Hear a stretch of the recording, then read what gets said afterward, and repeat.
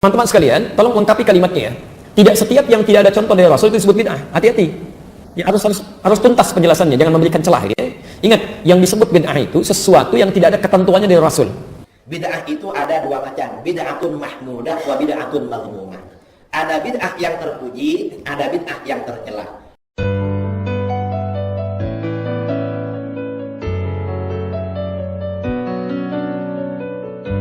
Teman-teman sekalian, tolong lengkapi kalimatnya ya.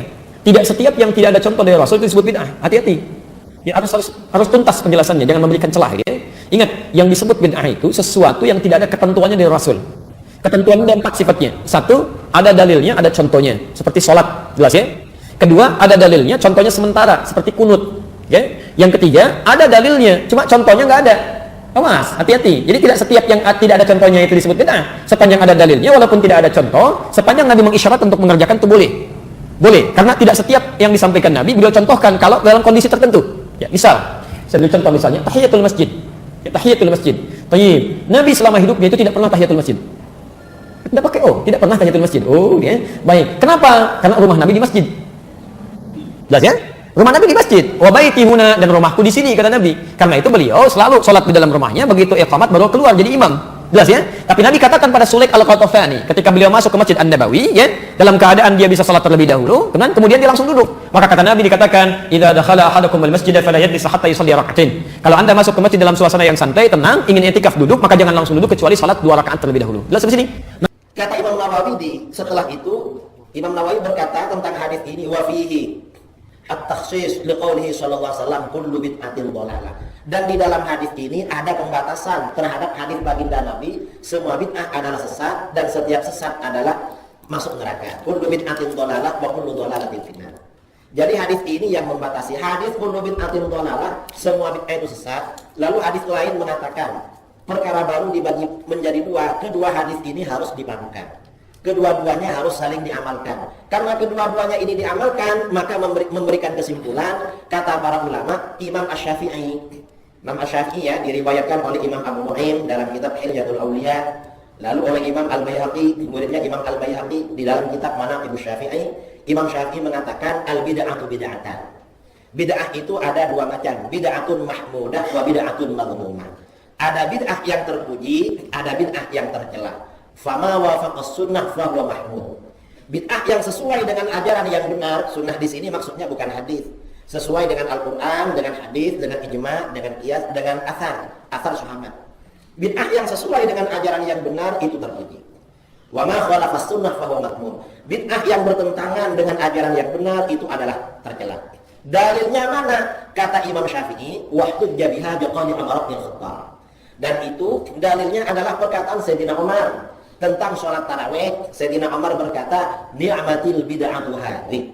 Sebaik-baik bid'ah adalah sholat tarawih. Jadi kata Sayyidina Umar, bid'ah itu ada bid'ah terbaik, yaitu sholat tarawih. Berarti sejak masanya sahabat sudah ada bid'ah yang baik. Nah, ada orang-orang baru mengatakan bid'ah tak ada yang baik. Lu pandai siapa dia dengan para sahabat? Sahabat itu muridnya Rasulullah. Dia itu muridnya siapa? Jangan-jangan dia tak punya guru. Setelah kita tengok ternyata memang tak punya guru. Akhir-akhir ini banyak kita temukan orang-orang yang mudah mengklaim bid'ah terhadap apa yang sudah biasa dilakukan oleh masyarakat Indonesia secara umum, khususnya masyarakat Jawa sejak zaman dulu, sejak periode Wali Songo, dengan dalih bahwa hal-hal tersebut tidak pernah ditemukan dalam sejarahnya dikerjakan oleh Rasulullah dan para sahabatnya. Lantas kemudian, apakah sebenarnya bid'ah itu?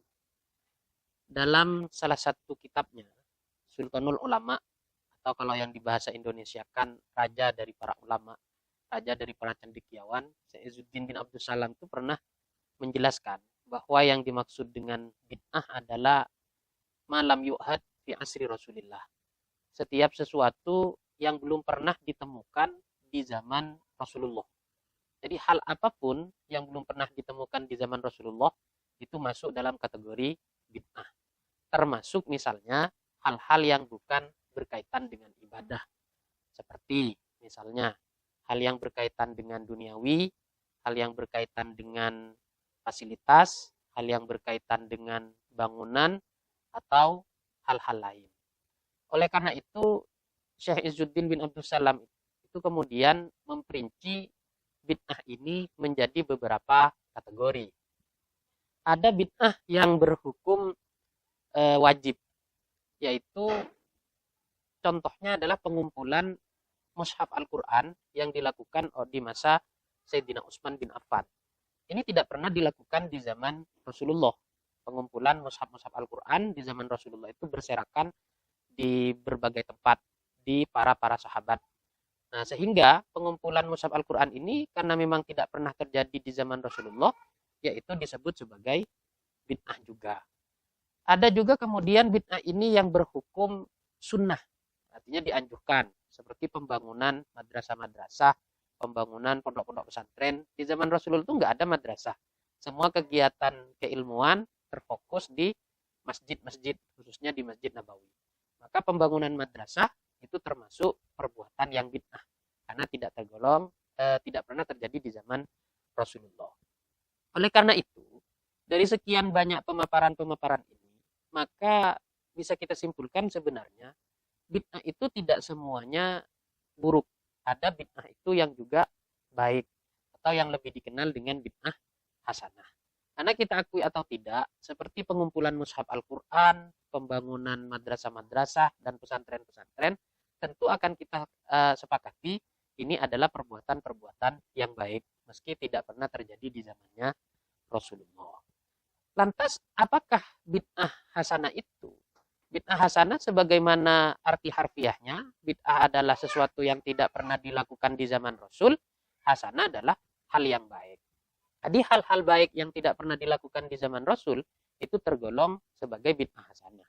Di antara hadis yang menguatkan bahwa bid'ah hasanah ini adalah hadis di mana Rasulullah pernah menyebutkan man sanna sunnatan sayyi'atan falahu wizruha wa wizru man amila biha wa man sanna sunnatan hasanatan falahu ajruha wa ajru man amila biha.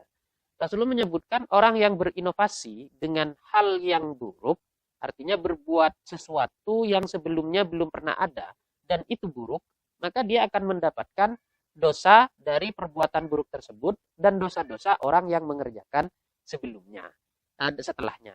Sedangkan orang yang berinovasi dengan perbuatan-perbuatan yang baik, maka dia akan mendapatkan pahala atas perbuatan baik tersebut dan pahala dari orang-orang yang meniru mengerjakan setelah orang tersebut.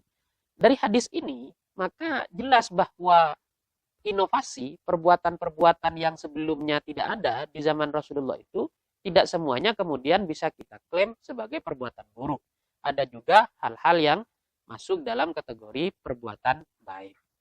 Lantas kenapa kemudian misalnya ada beberapa perbuatan-perbuatan baik yang justru oleh syariat atau oleh ulama Ahlus Sunnah wal Jamaah juga dianggap sebagai bid'ah yang tidak baik atau bid'ah madmumah, padahal secara garis umum itu sudah masuk dalam kategori perbuatan-perbuatan baik. Satu contoh misalnya salat rogoib.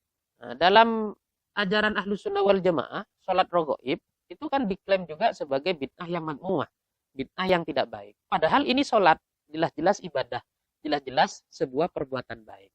Lantas kriteria bid'ah ini masuk hasanah atau tidak seperti apa? Hadratus Syekh Haji Hasyim Asy'ari dalam kitabnya Risalah Ahlus Sunnah wal Jamaah itu memberikan catatan-catatan kriteria dari bid'ah yang hasanah. Artinya bid'ah yang perbuatan baik yang bisa kita lakukan dan perbuatan baik yang masuk dalam kategori madmumah. Di antara kriterianya adalah tidak bertentangan dengan dalil-dalil secara umum atau kaedah-kaedah syariat secara umum. Kalau bertentangan dengan dalil-dalil atau kaedah-kaedah syariat secara umum, meski itu merupakan perbuatan baik, maka tetap tidak boleh dikerjakan. Satu contoh misal, sholat asar sudah ditetapkan 4 rakaat, kok ditambah jadi 6 rakaat? Ini kan sebenarnya juga perbuatan baik. Tambah rakaat harusnya kan tambah banyak pahala.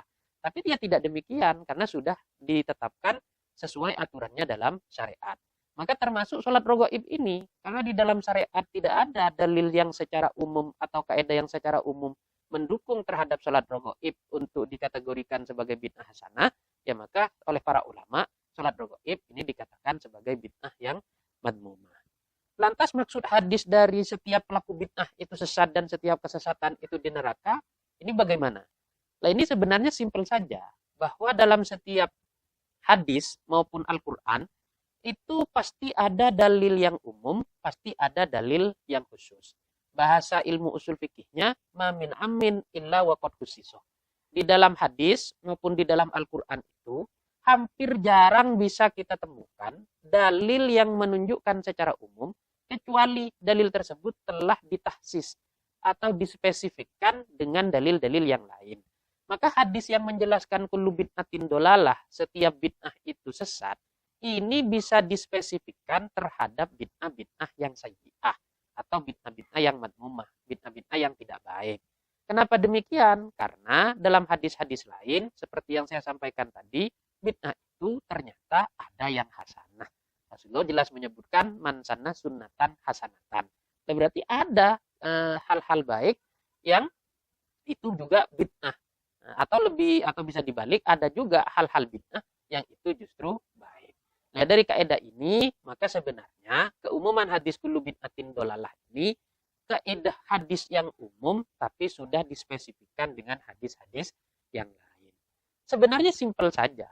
Kalau kullu bid'atin dolalah ini kita berlakukan secara umum, misalnya, maka ya semua bid'ah juga harusnya divonis sesat. Bid'ah tidak harus bid'ah hanya dalam masalah diniyah saja, dalam masalah keagamaan saja, karena dalam hadisnya juga mutlak, nggak ada kullu bid'atin diniyatin, nggak ada. Hadisnya kullu bid'atin dolalah.